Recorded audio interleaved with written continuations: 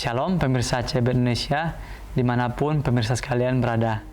Senang sekali pada kesempatan yang indah kali ini saya bisa berjumpa lagi bersama dengan pemirsa sekalian untuk membagikan sedikit pekabaran firman Tuhan yang terdapat di dalam buku Agama yang Bersinar.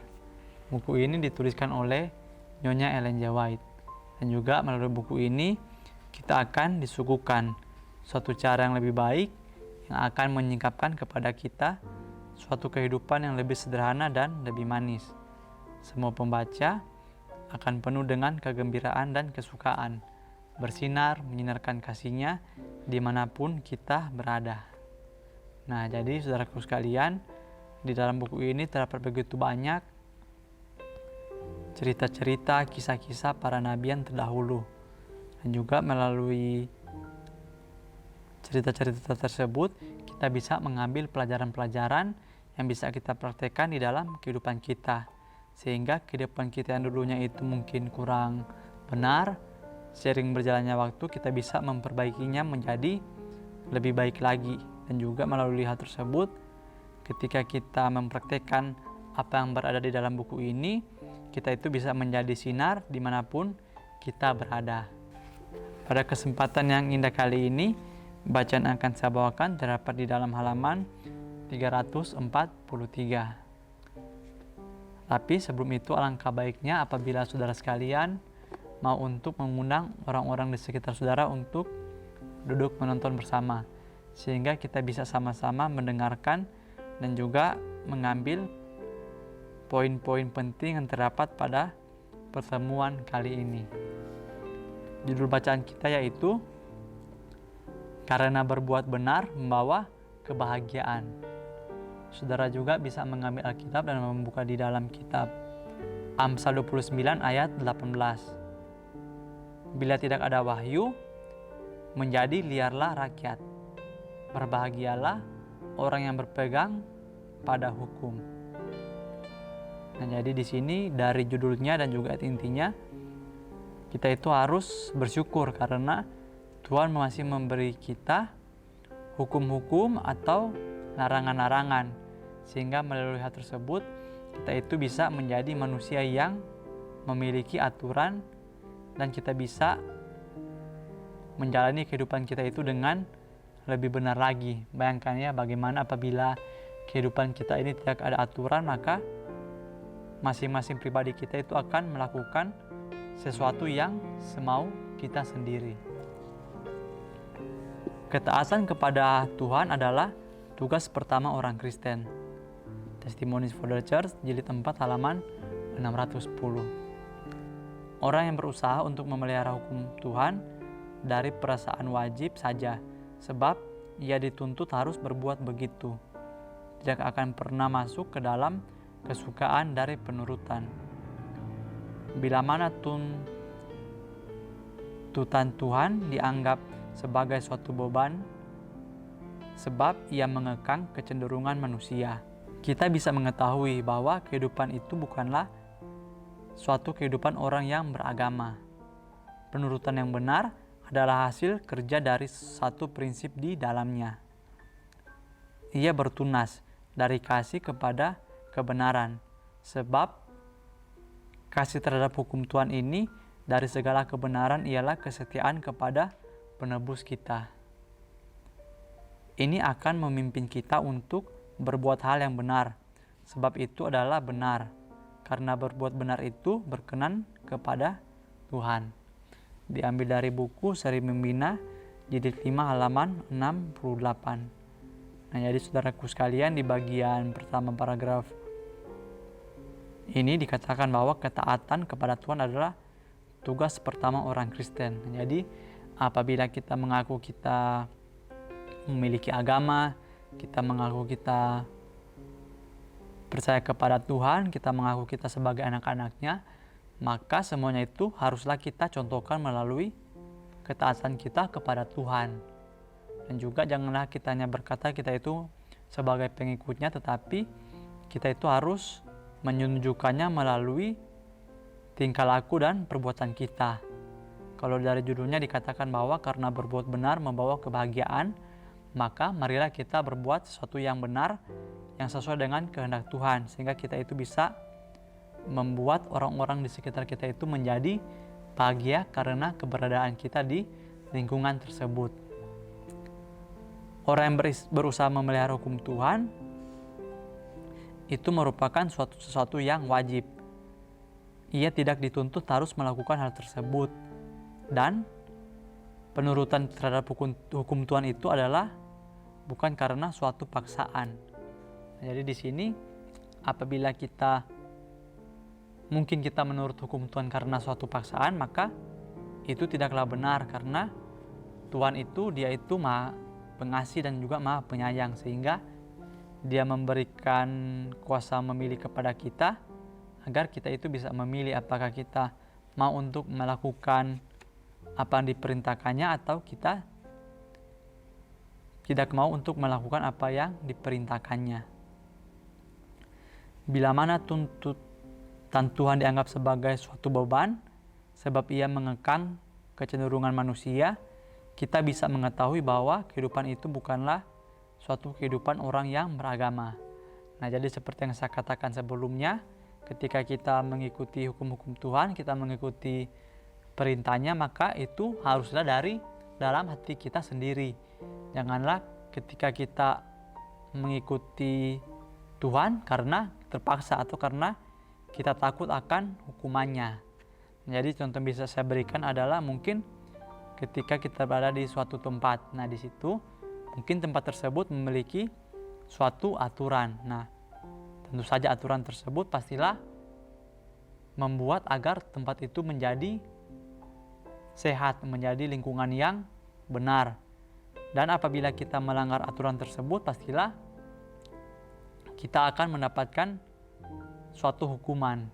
Nah, di situ kita dihadapkan dengan pilihan apakah kita mau menurut aturan tersebut karena memang itu yang seharusnya, itulah yang benar, atau kita menurut karena kita takut.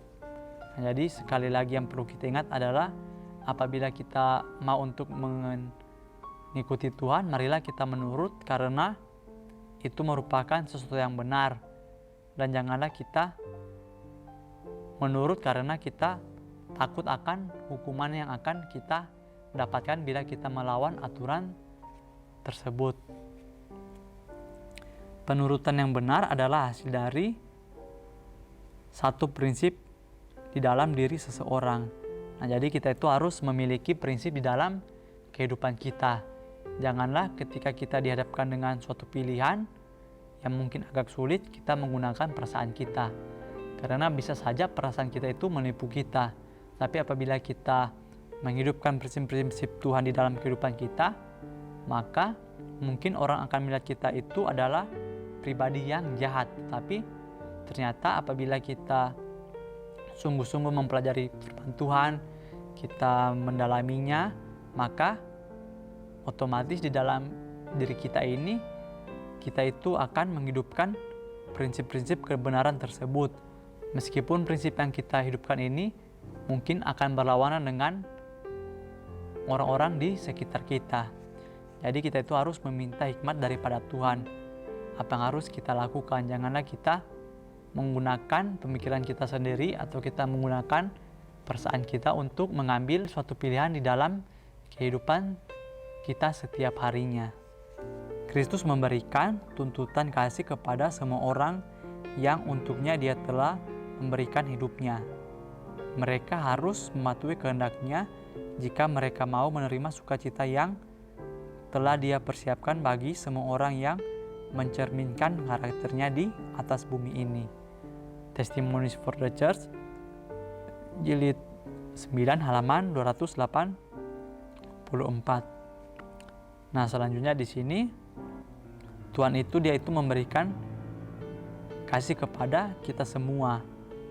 Nah, bagaimana caranya agar kita bisa membagikan kasih tersebut? Yaitu adalah pertama kita harus menerima Tuhan di dalam kehidupan kita. Dan juga kita itu tidak boleh mengandalkan diri kita sendiri, kita tidak boleh mengandalkan kemampuan kita untuk menjalani kehidupan kita. Nah, jadi ketika kita menerima Tuhan, pastilah kita itu akan melakukan segalanya sesuai dengan perintah-perintah Tuhan. Dan juga ketika kita melakukan hal tersebut, maka kita itu bisa menjadi orang yang lebih benar lagi setiap harinya. Dan juga ketika kita menjadi orang yang lebih benar, maka segala perkataan kita, segala tingkah laku kita itu pastilah akan membuat orang-orang di sekitar kita itu menjadi senang dengan keberadaan kita. Dan sebaliknya, apabila kita menjadi orang yang hanya mau berbuat sesuatu dengan kemauan kita, maka pastilah orang-orang di sekitar kita juga itu akan merasa tidak senang, karena bisa saja yang kita anggap benar itu bisa saja merugikan orang lain. Tapi apabila kita melakukan sesuatu yang benar, yang sesuai dengan kehendak Tuhan, pastilah hal tersebut akan membuat diri kita bahagia dan juga akan membuat orang-orang di sekitar kita itu merasakan kebahagiaan yang sama. Mereka harus mematuhi kehendaknya jika mereka mau menerima sukacita yang telah Dia persiapkan. Nah, jadi kita itu harus melakukan segala kehendak Tuhan di dalam kehidupan kita, sehingga kita bisa merasakan damai yang sesungguhnya yang berasal dari Bapa kita yang di surga. Tentang Kristus ada tertulis, dalam Dia ada hidup, dan hidup itu adalah terang manusia. Dia adalah sumber kehidupan. Ketaatan kepadanya adalah kekuatan pemberi kehidupan yang menyenangkan jiwa. Testimonies for the Church, jilid 8 halaman 288. Nah, jadi di sini Yesus itu adalah sebagai terang untuk manusia. Nah, contoh yang bisa saya berikan adalah mungkin ketika kita berada di suatu ruangan yang gelap, dan di situ terdapat suatu sumber cahaya atau suatu lilin. Nah, jadi di situ meskipun lilin itu tidak terlalu besar ataupun hanya sedikit, tetapi dia bisa memberikan terang untuk ruangan yang gelap tersebut. Begitu juga dengan Tuhan kita. Meskipun kita telah berada jauh daripadanya, tetapi apabila kita mau membuka mungkin pertama sedikit saja hati kita untuk Tuhan itu datang, maka kita akan melihat seberkas cahaya kecil yang akan datang ke dalam diri kita. Dan semakin lama cahaya itu akan semakin besar apabila kita mau untuk membuka hati dan pikiran kita agar Tuhan itu masuk ke dalam kehidupan kita.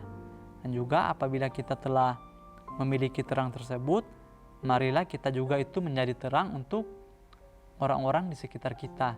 Sehingga sesuai dengan judul buku ini, Agama yang Bersinar, kita itu bisa memancarkan kasih Tuhan dimanapun kita berada. Ketaatan kepadanya adalah kekuatan pemberi kehidupan yang menyenangkan jiwa. Nah, jadi ketika kita melakukan sesuatu yang benar, kita taat kepada Tuhan, maka jiwa kita juga itu akan menjadi lebih sehat. Dan juga kita itu bisa bahagia menjalani kehidupan kita setiap harinya. Mungkin ini saja yang bisa saya sampaikan pada kesempatan kita kali ini. Kiranya melalui pertemuan kita kali ini, kita itu bisa menjadi orang yang lebih benar lagi daripada harian kemarin. Dan juga kita bisa membagikan terang dimanapun kita berada. Sampai bertemu lagi di pembahasan-pembahasan berikutnya. Saya bawa dalam nama Tuhan Yesus. Terima kasih. Amin. Tuhan Yesus memberkati.